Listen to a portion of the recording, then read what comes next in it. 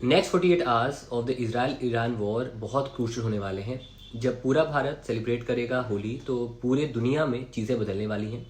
लेकिन उनको समझाने से पहले आइए जानते हैं पिछले 48 आवर्स में, पिछले 2 दिनों में क्या हुआ है।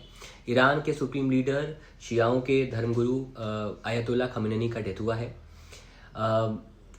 अरामको रिफाइनरी पर ईरान ने अटैक किया है। मिडिल ईस्टर्न के कई सारे बिग सेंटर्स में, चाहे वो आपका दुबई हो, वहाँ अटैक हुआ है। एक फ्रेंडली फायर में कुवैत में F-15 यूएस के आपके गिर गए हैं। फ्रेंडली फायर था, क्या था पता नहीं। 150 से ज़्यादा ईरानियन स्टूडेंट्स, स्कूल स्टूडेंट्स की डेथ हुई है बिकॉज ऑफ स्ट्राइक, ऐसा ईरान ने कहना है और ऐसा वहाँ रिपोर्ट किया गया है। यहाँ पर दोस्तों ट्रम्प का कहना है कि with in a couple of weeks हम सब कुछ अचीव कर लेंगे जो हमें अचीव करना था इस एपिक फ्यूरी ऑपरेशन के अंदर। लेकिन यहाँ पर 2-3 प्रॉब्लम्स हैं। पहली प्रॉब्लम है कि ईरान कंट्रोल करता है स्ट्रेट ऑफ हर्मुज को। स्ट्रेट ऑफ हर्मुज जो है वहाँ से 20-25% जो ऑयल ट्रांसपोर्टेशन होता है, ऑयल ट्रेड होता है, वहीं से होता है। उस ट्रेड को अगर वो बंद कर देगा तो ऑयल पहुंचना मुश्किल हो जाएगा और इंडिया समेत कई यूरोपियन देशों को उसका नुकसान होने वाला है। पहली बात। दूसरी बात, ट्रम्प ने कहा कि हम कोक्स करते हैं ईरानी पॉपुलेशन को कि वो अपना जो एक रेवोल्यूशन है उसको लेकर आएँ और रिजीम चेंज करें।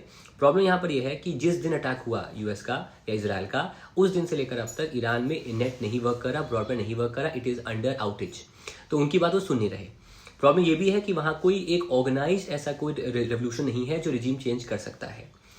एक और बहुत इंपॉर्टेंट बात है कि ये ना तो आपका इराक है ना ही आपका अफगानिस्तान है। आपने इराक में करीब 8 साल वॉर लड़ी, आपने अफगानिस्तान में 20 साल लड़ी और आपने वियतनाम में करीब 15 साल आपने वॉर लड़ी।